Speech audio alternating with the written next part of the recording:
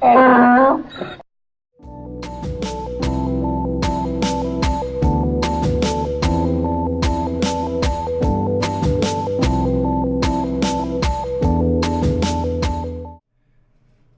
welcome back to another GACC podcast where we're going to be discussing games, anime, computers, and collectibles, but not necessarily all those in 1 week. I am still your host, Harrison, and to my right... Boss Pander. And to my left... Hi, I'm Faust. And we're going to go over everything this week, but before we get going into this, I have to put this out there. Fuck San Diego Comic-Con. Yeah. Okay, we're not going to probably talk about San Diego Comic-Con because you know what I've seen out of it? Movies. It's very obviously gone the way I'm of jelly. I mean, there's a lot of really great stuff going on there, a lot of exclusives coming out, but it's being overshadowed by just the sheer celebrity of it. So it's like you take the worst parts of E3 and the Oscars and combine them together. Yeah. And so finding anything to cover about SDCC is just a pain in the ass. So, you know, we're going to pay attention to the other stuff, which means it's a slow news week for us. Well, you know, until you go to Salt Lake Comic Con. Yeah, I'll be off in Salt Lake Comic Con come September and come back with a report from that. Pretty excited for that, in fact. And it seems to be just the right kind of thing. Salt Lake Comic Con is like 7th largest. Yeah, from what I understand by current ratings. It's like just big enough to not be obnoxious. Mm-hmm. Yep, and it's my speed, my size, and I don't mind Salt Lake City. I like the city. It's really great. That's because it's Salt Lake. It's made by all the Mormons. They sure do no clean living. Yes.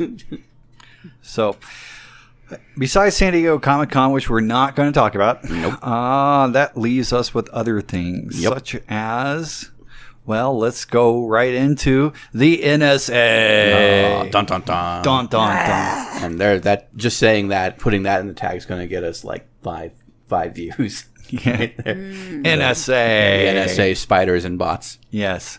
So the big news that came out this week is that the Cyber Command is going to be breaking off finally from the NSA. Mm-hmm. And this is something that's been talked about for a while. And they're actually going to make the move this year. So that way the U.S. Cyber Command is going to become its own entity. It's going to have its own general over it and everything else, versus just being an extension of the NSA, having to go underneath NSA rules and everything else like that. Mm-hmm.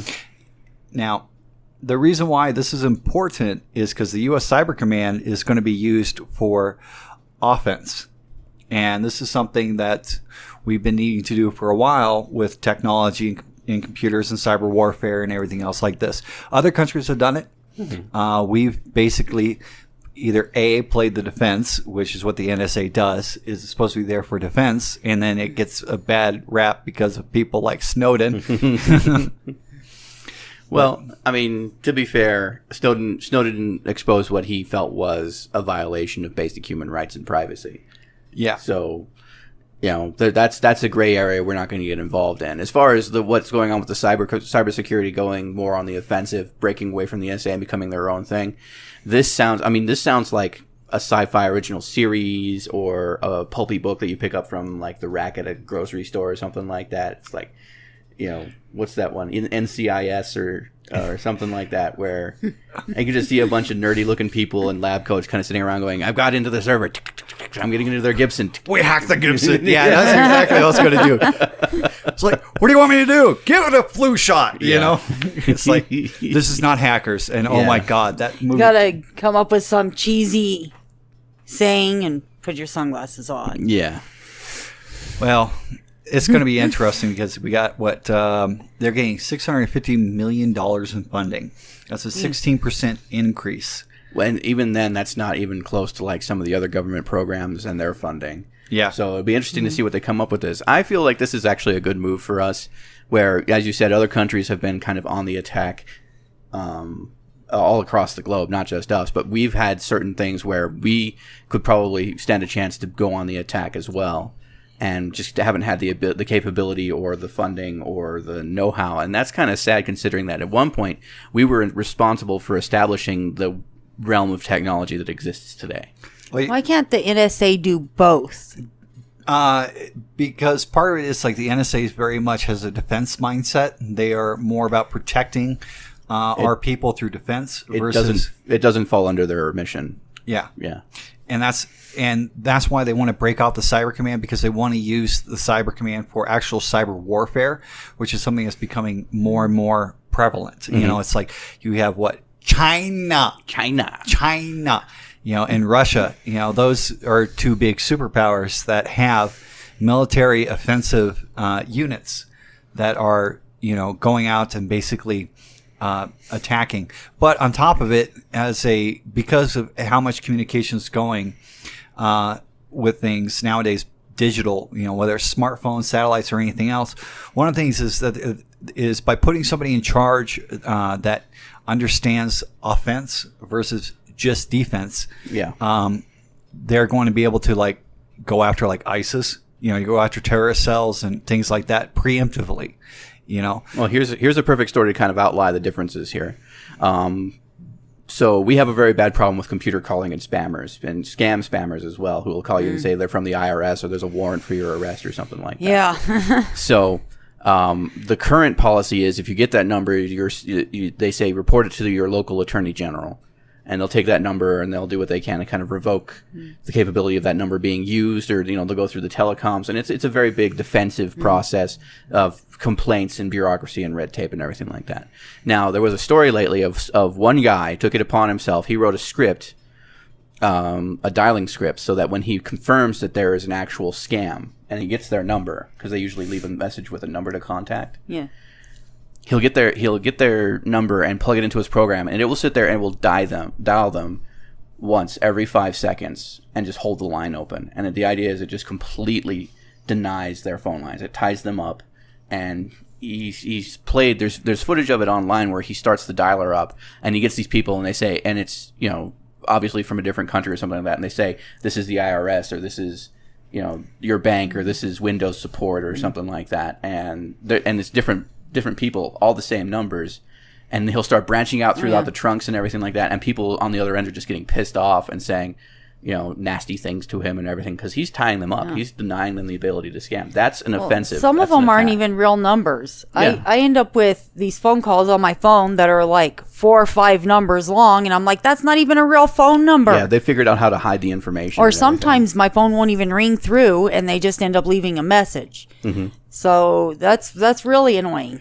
Yeah, and that's an interesting thing. Also, a lot of people don't fully understand, like the back end telecommunications nowadays is a lot of it's going through computers and dialers, as it is more so than the analog. It's all going digital with voice over IP, so it's a lot easier. And every time you put your phone number, that's worse than giving out your email address. Like, an email address is pretty much easy to find if you have to use it in any public way. Somebody's going to get your email address. Your phone number only gets on a list if you give it out. And that's actually, I believe that it is on Facebook. You can actually get people's phone numbers and emails off of Facebook. If you put that information into Facebook. Yeah, if you do. And there are a lot of people that do because they don't think anything of it, because there's an older generation, you know, that's obviously older than us. Who doesn't understand the value of information. Yeah. Who's, you know, they grew up with phone books. Mm-hmm. You know, phone books were utilized versus cell phones. You had people's information, and it wasn't necessarily sold to groups. It's not private at that point anyways. It's out there for everyone. Well, yeah, for the longest time, if you established a new phone line, a house, like actual landline phone line, the phone company had blanket permission to publish your number in the book unless you revoked it. Yeah. Like, you had to basically say, keep my number unlisted. Yeah. Or it was going to show up in the book. Yeah. And that's one of the things. It's like, you know, that's like the smallest example of why you need stuff like this too. But like, let's say they're starting to use like cell phones to detonate bombs. Mm-hmm. Okay. If you can actually get to that phone ahead of time and shut it down, you know, it's still a defensive thing, but you can do it offensively. Yeah. I mean, it requires going on the attack or actually breaking in through systems that are not necessarily under your control. Pretty sad, because you actually cannot take a cell phone into a government building around here. And I didn't know this one time, and I walked like 4 blocks in Hills to the courthouse and had my phone in my purse, but I turned it off. And they're like, no, you can't have your cell phone and stuff. And I'm like, I got to walk all the way back to the car. And I get to the car and I'm like, they noticed my phone, but not my knife in my purse. And I'm like, I'm just going to leave my whole purse in the damn car. Smart move. Well, it's because the phones nowadays are like audio and recording devices, and that's one of the things also is they are really keen on like they're not having any recording devices in a courtroom. Yeah. At all. And as well as weird things. It's like I'm very much for, our freedoms that we have and everything too. But because I also work for the government, it gets kind of complicated. Where's that line where you say the line is ever shifting, and it's something that we've been discussing pretty much since the advent. It's been shifting a lot faster and been more difficult to identify with the advent of technology, where connectivity is a major bullet point when it comes to this stuff. So. Well, it brings up the philosophical. It's like, where's the line? Where is it okay to actually go on the offensive and hack somebody's cell phone and invade their privacy to help prevent the loss of, life for somebody else? Personally, I like the idea of having a more American military strategy when it comes to cyber attacks, where it's like, you mess with us, we glass you.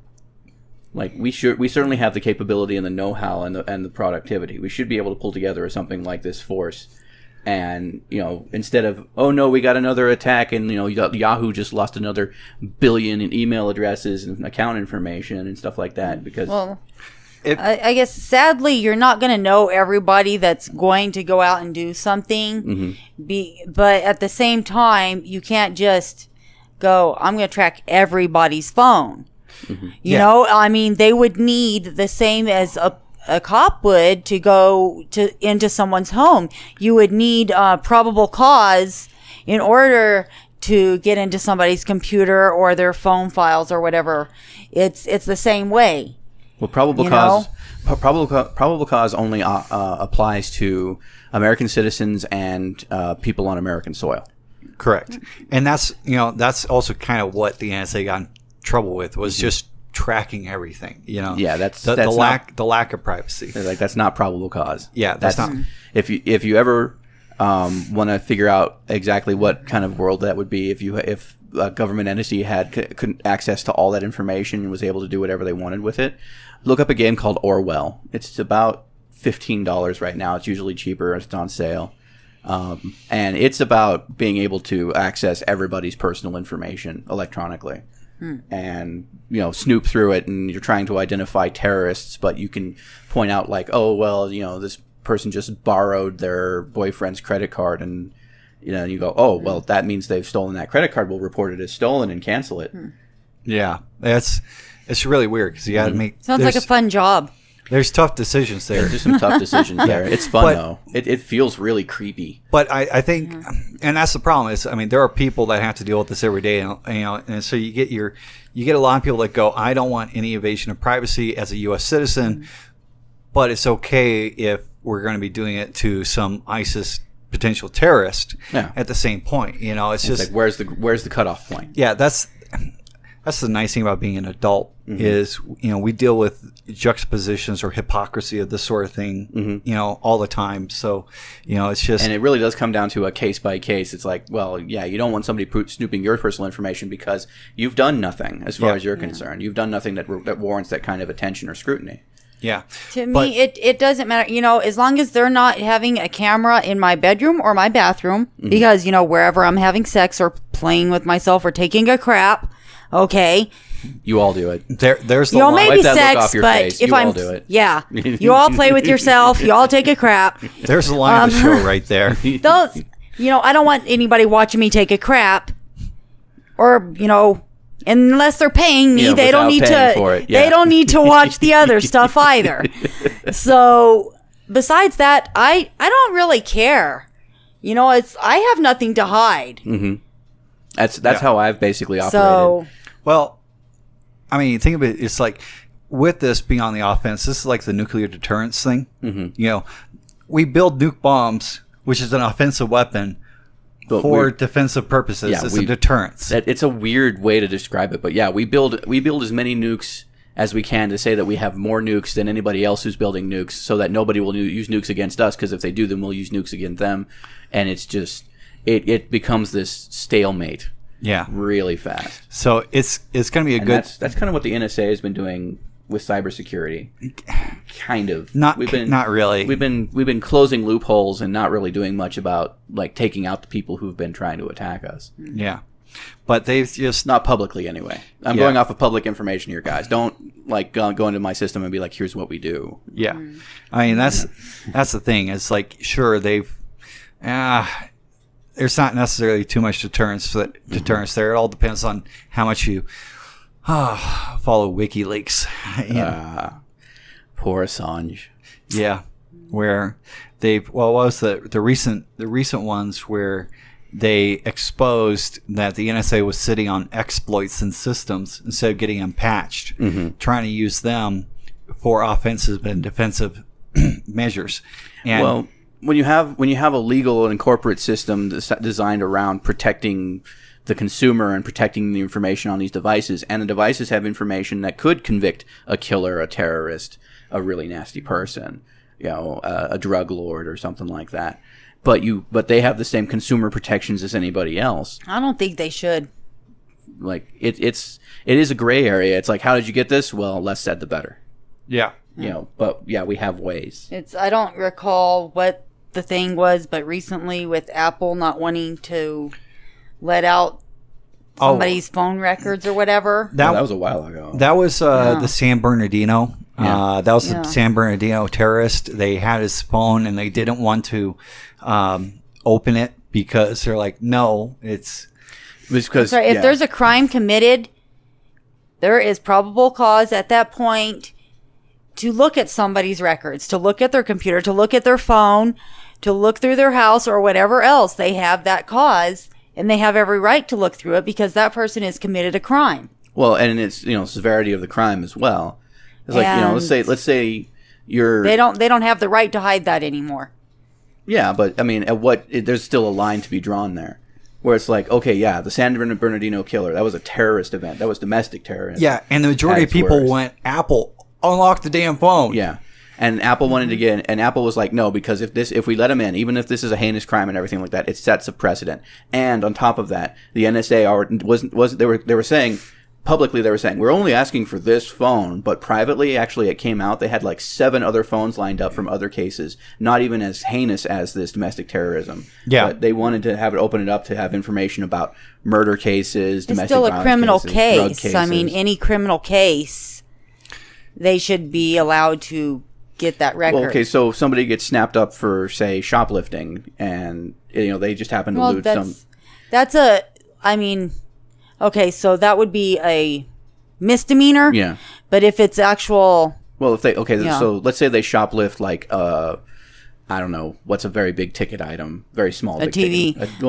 Very small. Okay, a watch or something. A watch, a laptop, something that pushes that dollar value up over misdemeanor. All of a sudden, they fall into this new line of things, and it's like, okay, unlock your phone. We're going to try you for any unless they believe that they're actually in a line of stealing. Unless they have a reason to unlock that phone, then there's no need. Then, but I mean, if you think they just stole that, to steal it, then there's no need to unlock the phone. But if you think they are selling these things to other people or have a drug ring or something that's linked to this.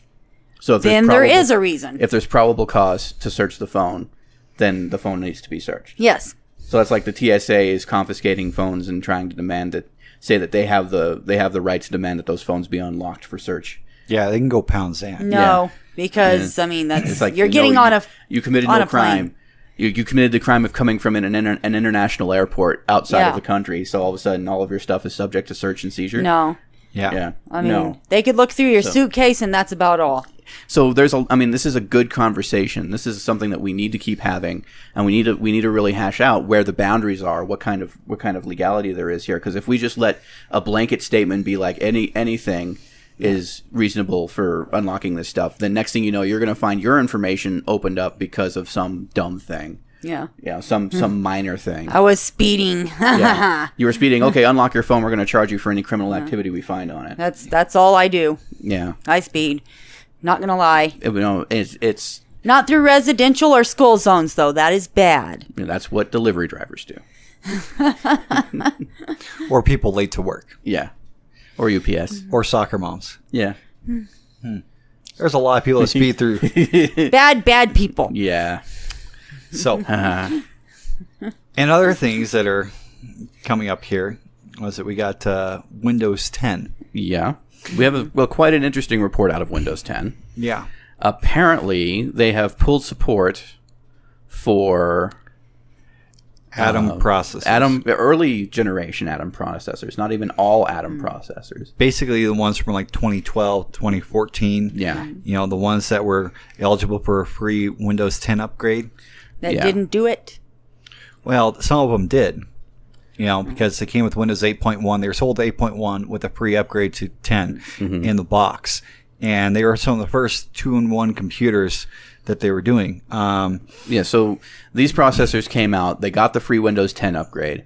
Even if you continued with the updates up until a point, just because of how old these systems are, it recreates a negative system architecture to continue to support them, is what they're saying. Yeah. Is that it creates security holes and development problems and makes it so that the Windows runs worse on other more modern systems just because you have to keep supporting this technology. And I believe they've also kind of collected enough data to say that either people who use these systems aren't reporting that they use these systems, or there's not enough systems reported being used to actually continue supporting them. Which I kind of understand because, I mean, we're talking about like the Atom processors, like the Z2000 series processors. They were in tablets and 2-in-1s from like 4 years ago, and Yeah. you know they were very low at the time. You know, they as far as like storage space, they had like these 32. These are like netbooks and tablets. Yeah. Mostly. They were like 32 or 64 gigs of storage space.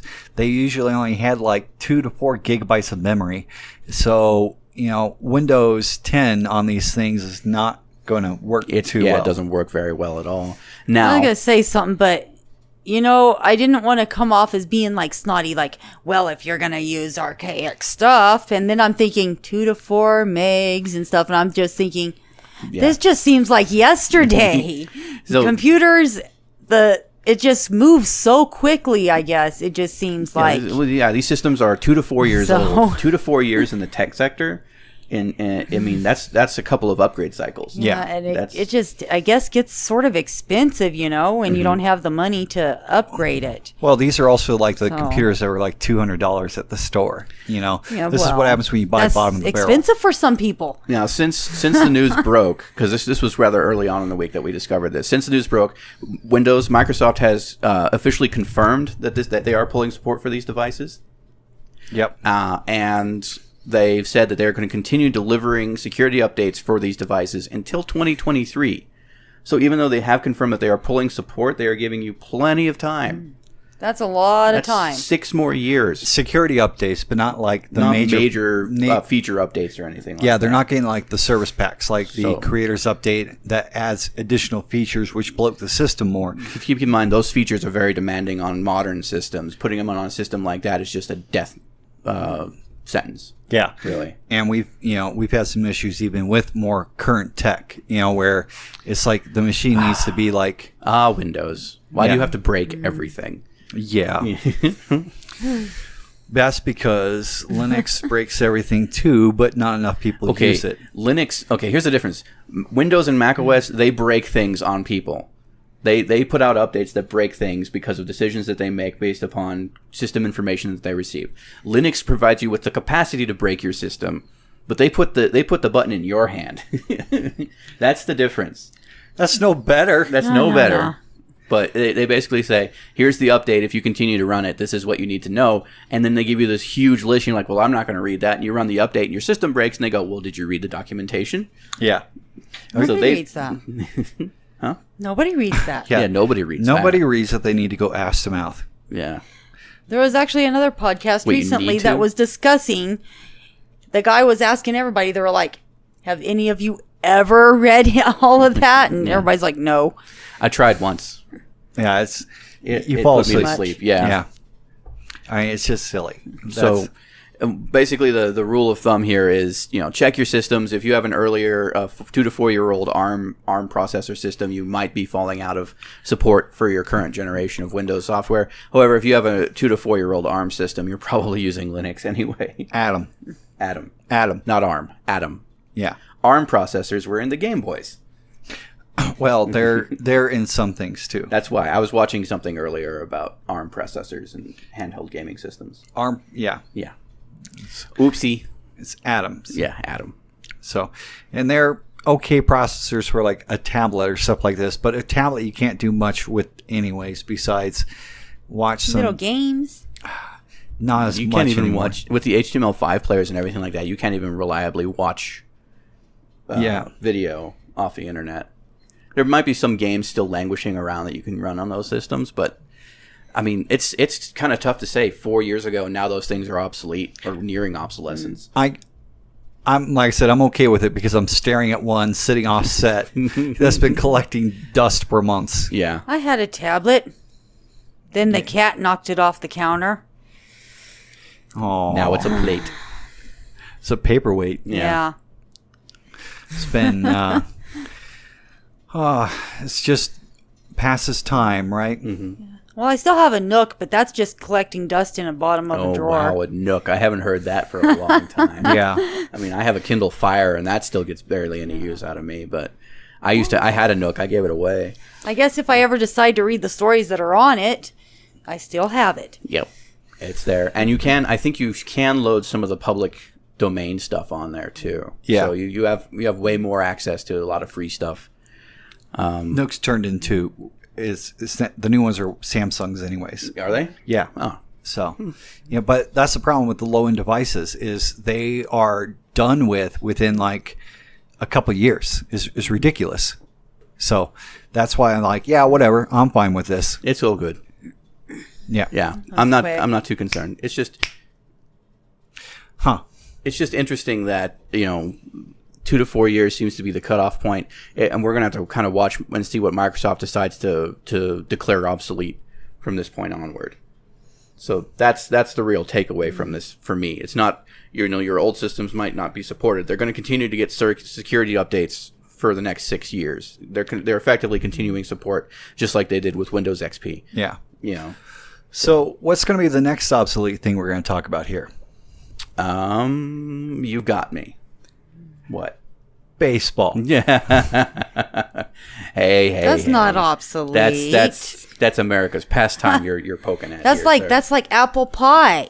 Well, I may not have actively followed since the first strike, of which there have now been like 4 or 5. yeah, since the first baseball strike, Since the first strike, I kind of fell out of love with it. But it's still, if you had to say what's my favorite sport, I'd probably go baseball. I like to watch it in person, and I like to know the scores.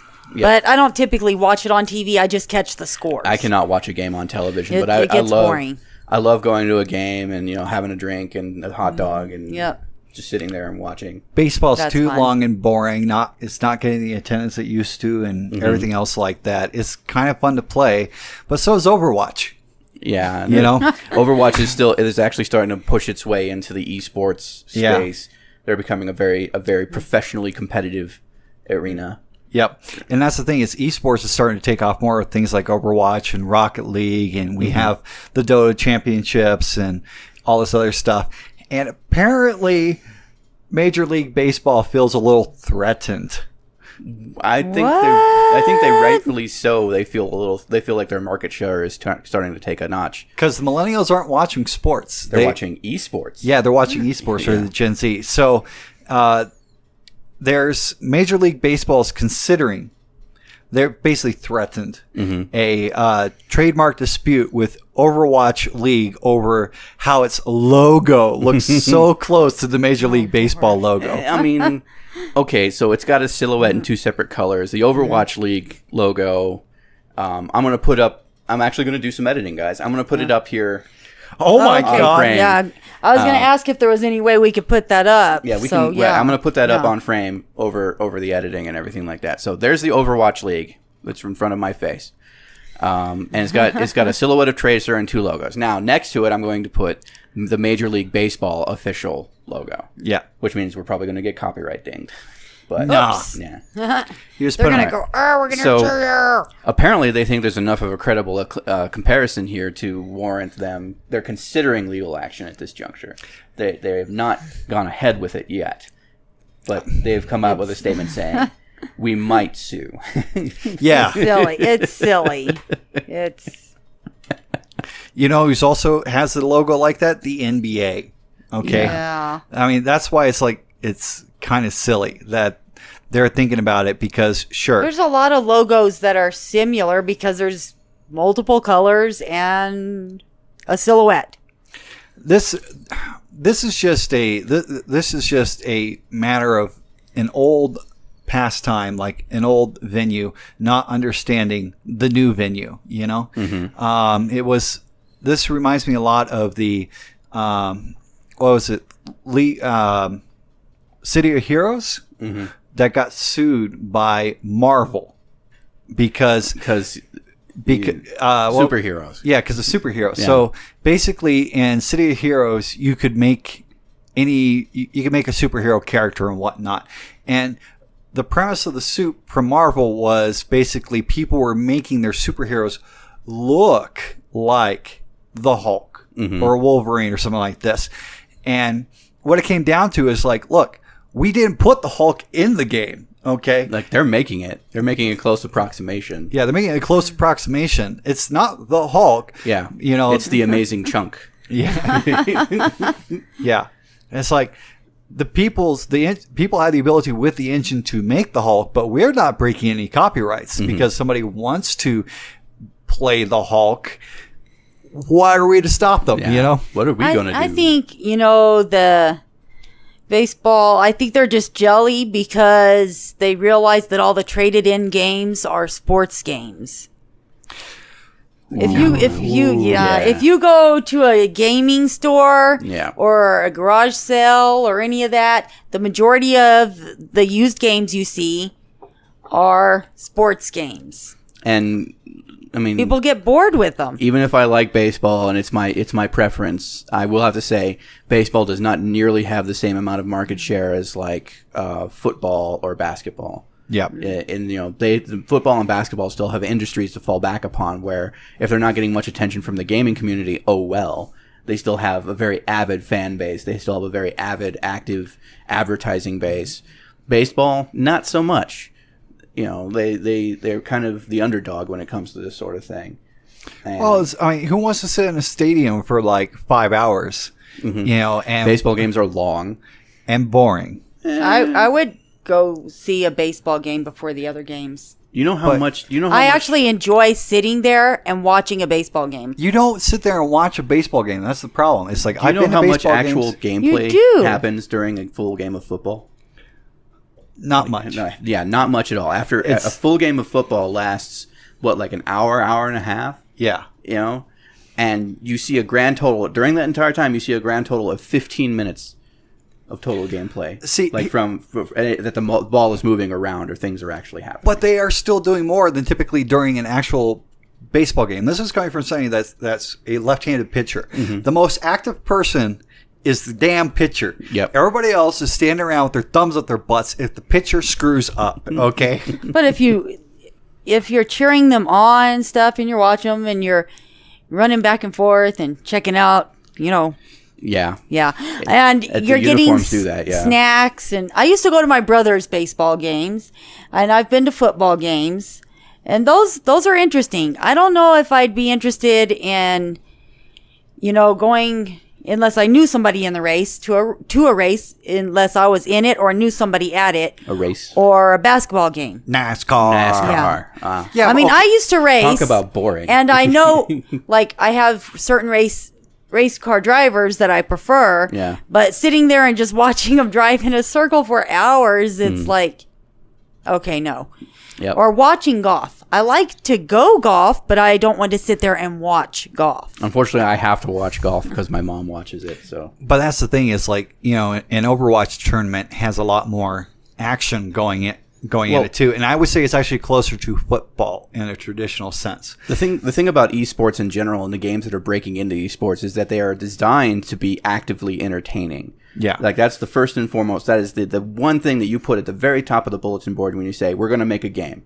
Needs to be entertaining is like at the top of the board. And that means if you're playing it or if you're watching it, it needs to be visually engaging. It needs to provide some sort of push-pull antagonistic kind of like progression. And this is what games like League of Legends and Overwatch and what other one is moving, Rocket League, kind of do. Rocket League, yeah. Yeah, Rocket League is basically soccer with cars. Overwatch is your classic... it's CSGO, but more cartoony, which means it's more accessible to people. Yeah. So...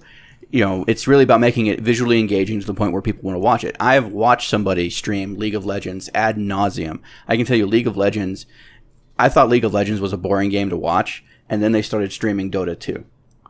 Dota 2 is even worse. Dota 2 is boring. It is so boring. There's a lot of walking around and not understanding what's going on. At least League has got some sort of engagement going on. So these games are designed to be as visually engaging as possible without even having to understand what's going on. And you just kind of pick up what's going on the more that you watch. This is not the case for sports, like traditional sports like basketball, football, baseball. These things I had to grow up learning the rules to these games.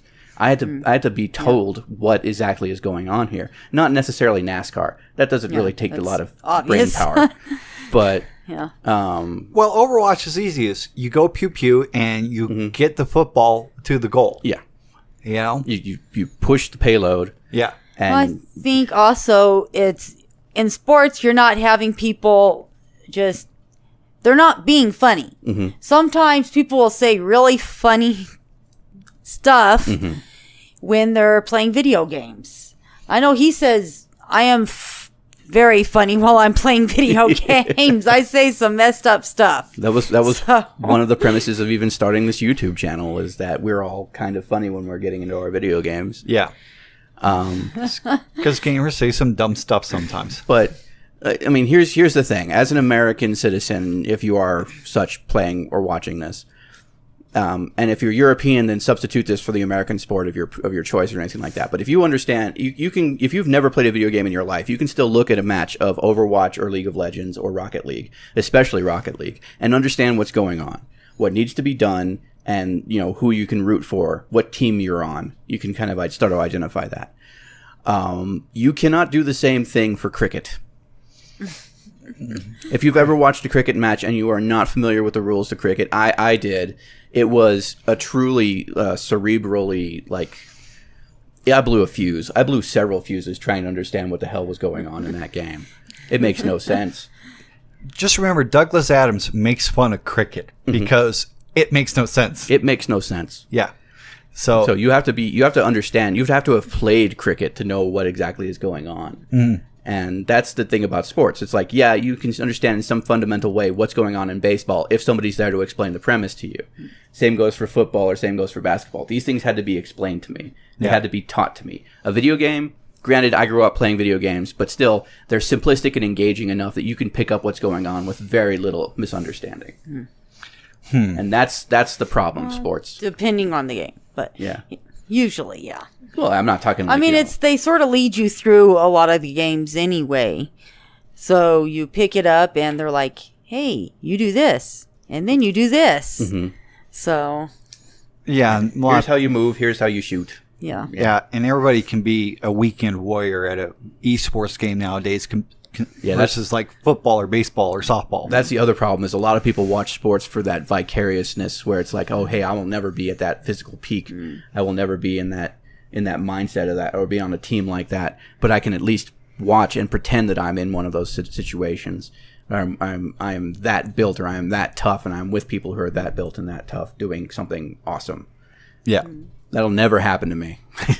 To me, it's more just like, that's where I'm from. That's my team. Yeah. Go my team. I never had any team loyalty. The only football game I was ever at was my high school football game. I've never been to a real football game, so... I have yet to go to an actual football game. I've been to plenty of baseball games. I've seen a hockey game. I was supposed to go see a basketball game in Chicago, but I didn't get a chance. We didn't make it in time. So Basketball's still more exciting than baseball. well, basketball is a very active game. Yeah. There's no real stopping point for basketball. Right. There are holding periods in baseball, and especially baseball, but certainly there are holding periods in football as well, where you're like, what's going on? Yeah. You know, like we're waiting for them to make a decision. Yeah, that's always Yeah. fun. That's the best part is there's always flags thrown. That's what makes So, people rage. I don't know. Like if I'm watching it on TV, I would watch football before the others. But if I'm going to a game, I think football or baseball. A lot of football is kept visually engaging, just like video games. A lot of televised football is they're constantly Yeah. putting up stats. There's somebody always talking over it, Yeah. like talking strategy or something. Yeah, you're not sitting there just going, And then all the commercials are just like loud and in your face as well. There's not very many of those like mesothelioma advertisements. Plus, you see them right there. Yeah, it's all right there. So I mean, they understand. At least football understands. Keep it visually engaging. So. Jumping back to it, what's going on with the Major League Baseball is that they have filed for an extension, a further 90 days to consider whether or not the logo is a violation of their logo rights. Of their trademark, yeah. It was after the initial 30-day period was 1 day from being up. Oh, So there was they had to submit the logo for a 30-day review period. It was 1 day from being finished, and Major League Baseball stepped up and said, "Hold on, we need 90 more days to think on it." yeah. Oh, Lord. Yeah. So they're doing some bureaucratic stuff right now. So we'll keep an eye on that and see if anything else comes from it. They're basically going, can we make this play? You know? Yeah. Will this work? Will this work? Possibly. Maybe. We'll see. Well, what was that Mass Effect studio doing, trying to get things to work now? Blah, blah, blah. So the current news out of Bioware, Yep. is what you're talking about, is the general manager Aaron Flynn is leaving the studio at the end of July. Taking his place will be Casey Hudson, longtime employee and former executive producer, who is returning after 3 years away at other companies. Okay. So this guy is actually citing it more as like was one of those what's his name from the Blizzard thing, Chris Metzen. Yes. Yeah. So Metzen stepped down because he just felt it was time to retire. I believe this is what Aaron Flynn is saying as well. However, he is stepping down after being at the head of. He's been responsible for the launch of Mass Effect, Dragon Age, and the Old Republic franchises. So he's the original director for Anthem. So this was his baby, and he's gotten it finished. So he's stepping down. Anthem's officially finished? Anthem they're saying it's ready to go. Okay. So Now, did he have anything to do with Mass Effect Andromeda? So he was involved in Mass Effect Andromeda. He was the director of the Mass Effect trilogy. Okay. Oh, Hudson, the guy. I think you got him mixed up. Yeah, Flynn is the one stepping down. Hudson was the one who was involved in the Mass Effect trilogy. He stepped down after Mass Effect 3. He went to Microsoft Game Studios.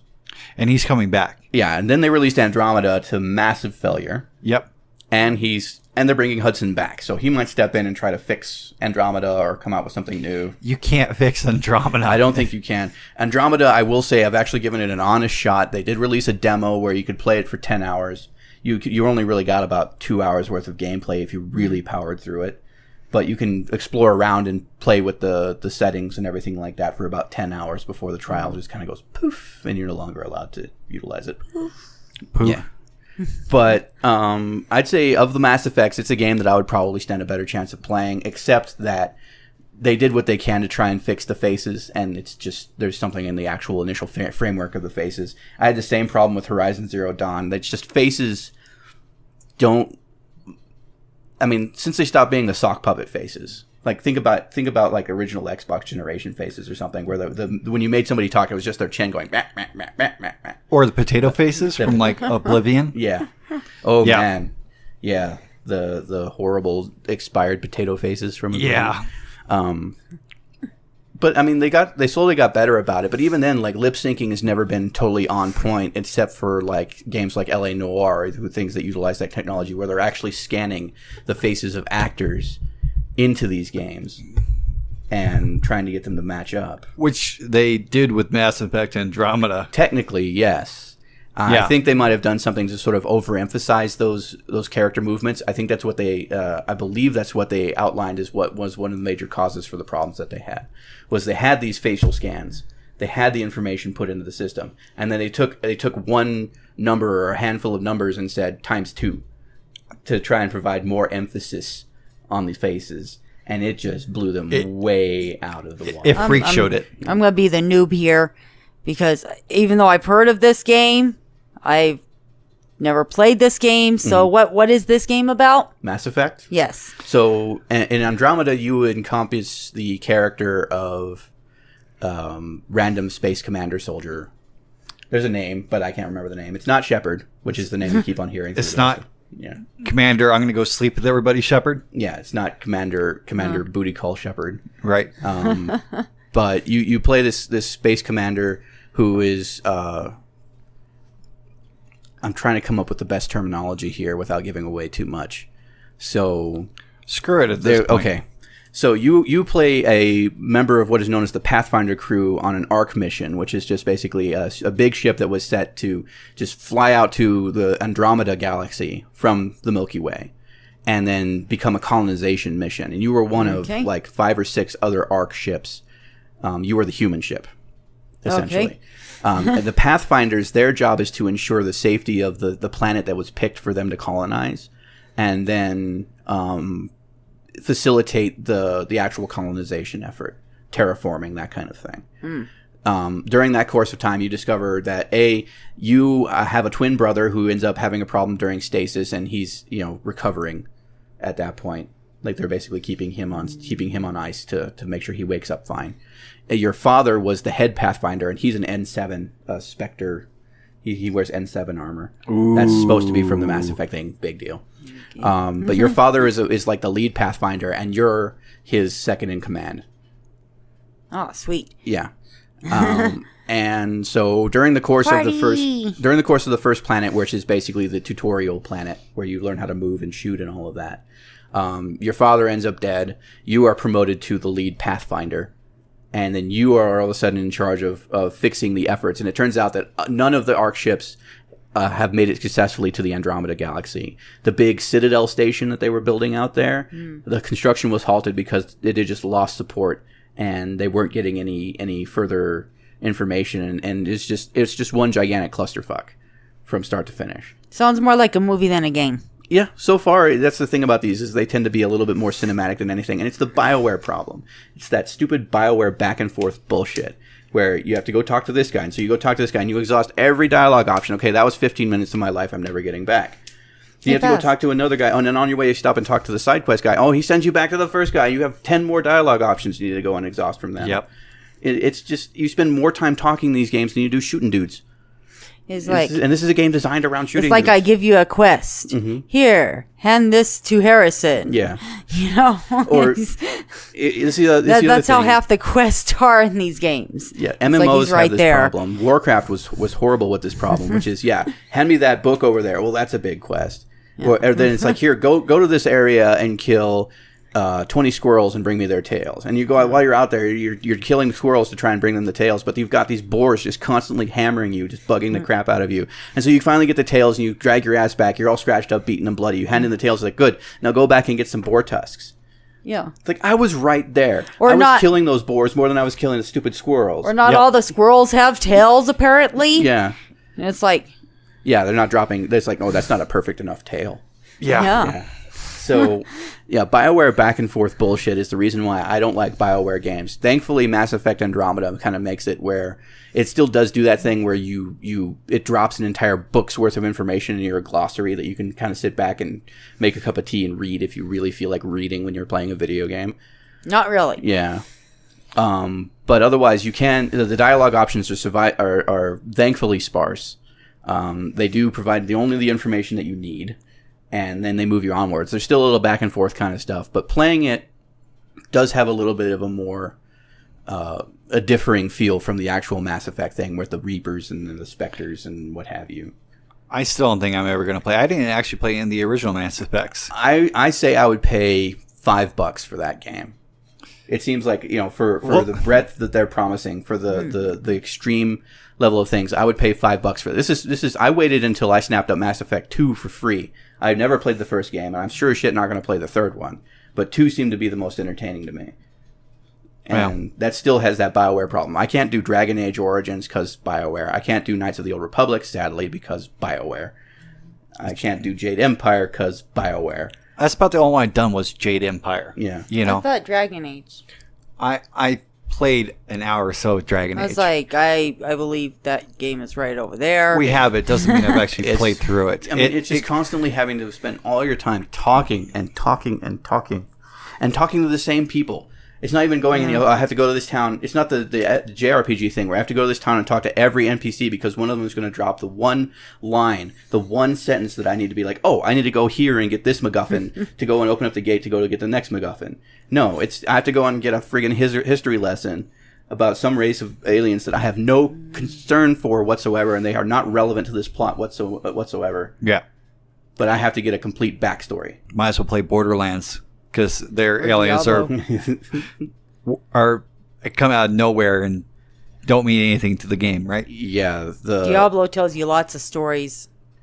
Diablo has a lot of like encompassed stories, and you can exhaust the dialogue options to sort of figure out what's going on. But once you get down to like actually streamlining it and powering through, you can power through that game without too much trouble. Like the gameplay and the dialogue are completely functionally separate. Mostly you just listen or look at the books or listen to the stories just to get your achievements. Besides that, it's like, who cares? Shut up. Yeah, that's the thing. In Bioware game, you are forced into the story, and that's part of the issue there that people have. So, in that vein, if you are still an avid player of the Blizzard games like Diablo 3 and StarCraft 2 and that kind of thing, be careful and make sure you have your system updated because they are effectively pulling support for Windows XP and Vista starting in October. And we've talked about this before, but this is the reminder, hey, it's coming up here.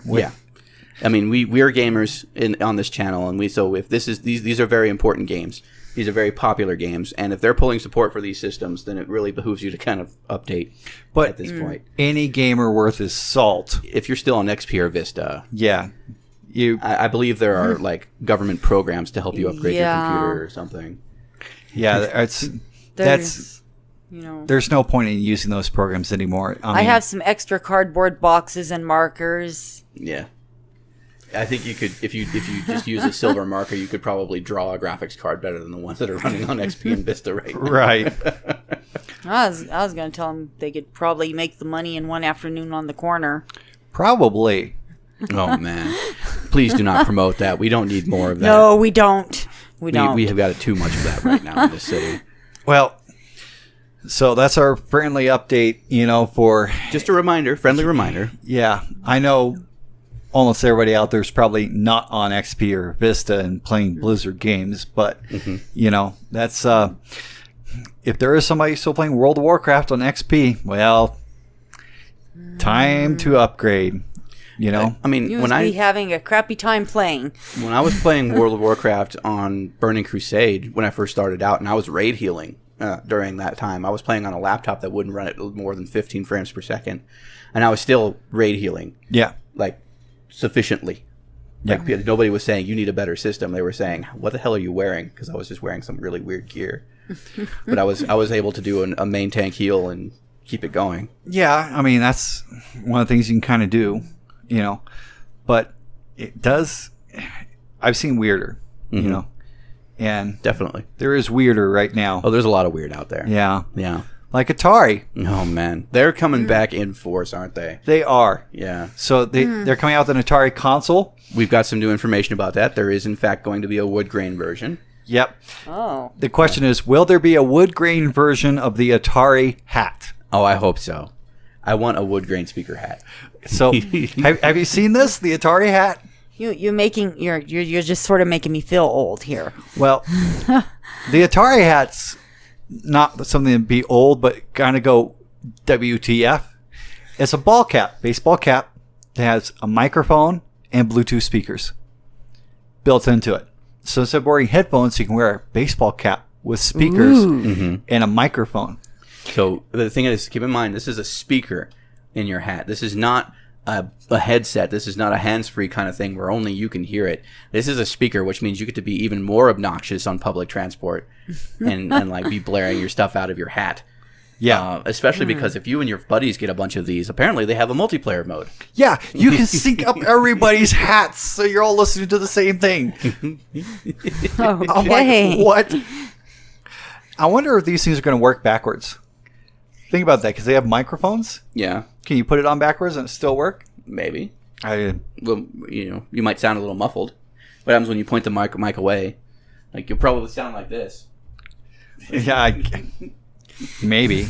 But this is all going to be like they're going to have these in the new Blade Runner movie too. Like Atari went gangbuster on the new Blade Runner 2049 movie. In the Blade Runner 2049 trailer, Atari's logo is the biggest thing you see. Yeah, this is like the Taco Bell commercials from like what was it? Demolition Man. Yeah, all restaurants are now Taco Bell. Yeah, Blade Runner is all Atari apparently. Now, don't get me wrong. I love Taco Bell. If all restaurants were Taco Bell, I just die.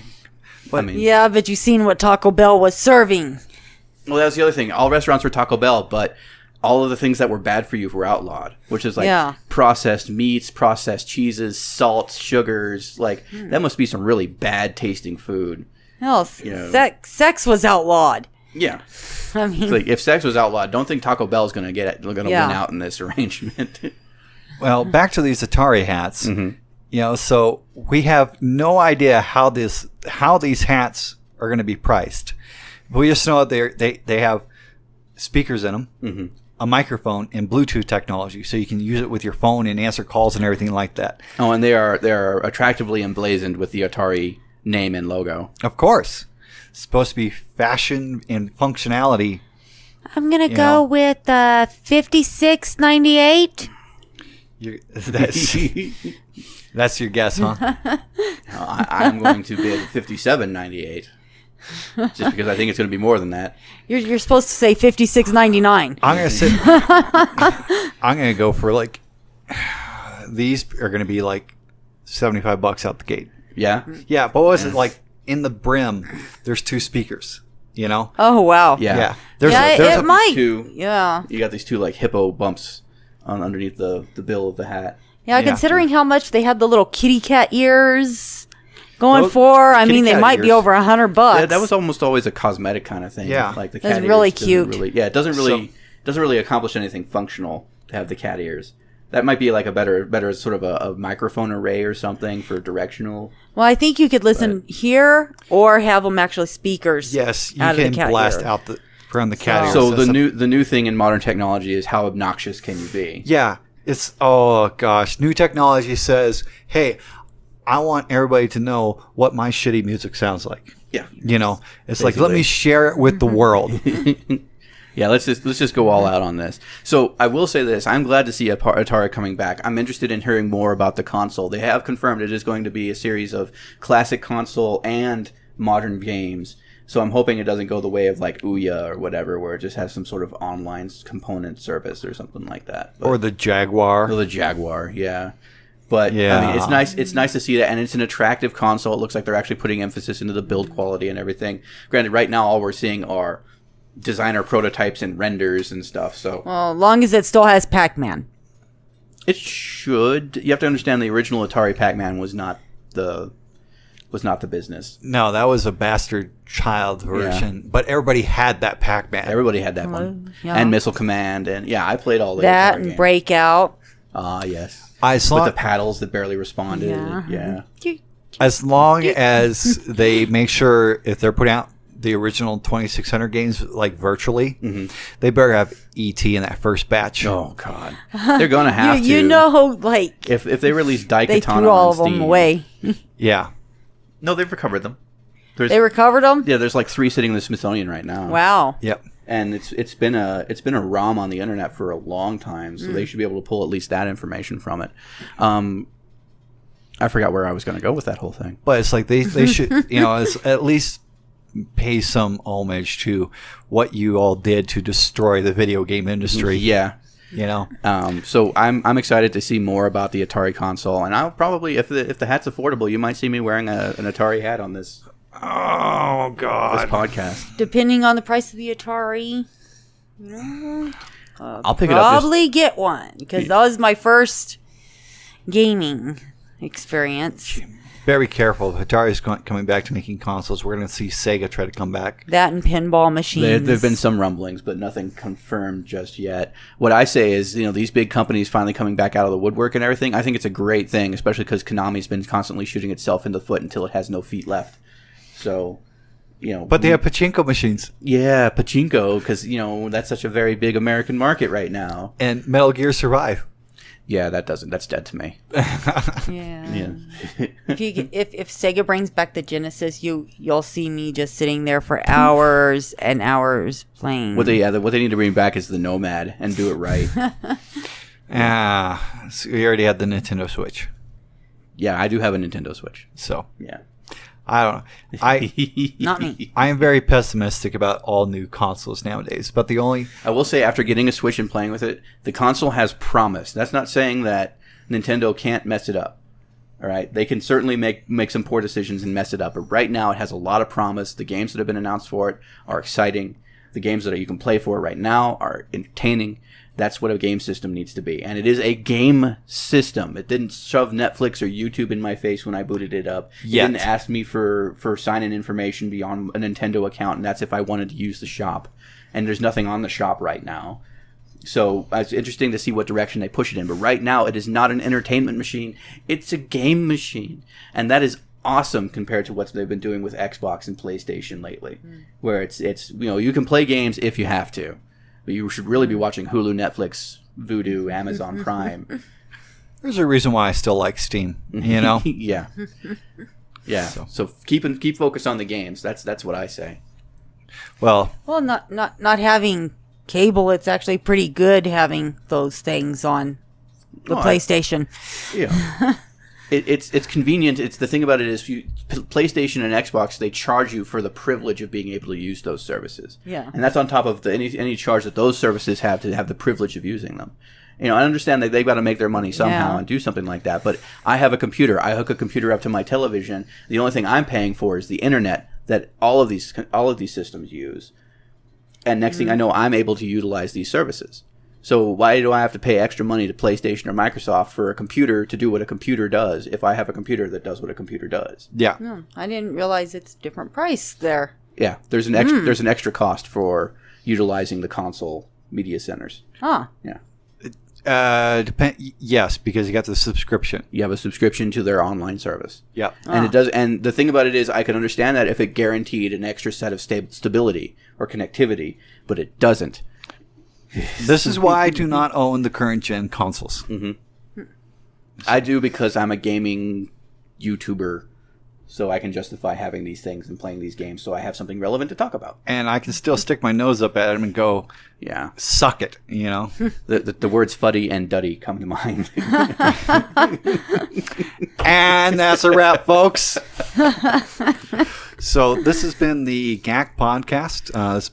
You can listen to us on iTunes and Google Play. You can check us out, Twitter and Facebook. You follow. Find us on YouTube at Jenny Fedora Productions and Jenny Fedora Reviews, where this actually goes up. Yep. Make sure to like, comment, subscribe, and we will see you all next time. See you, folks. Later.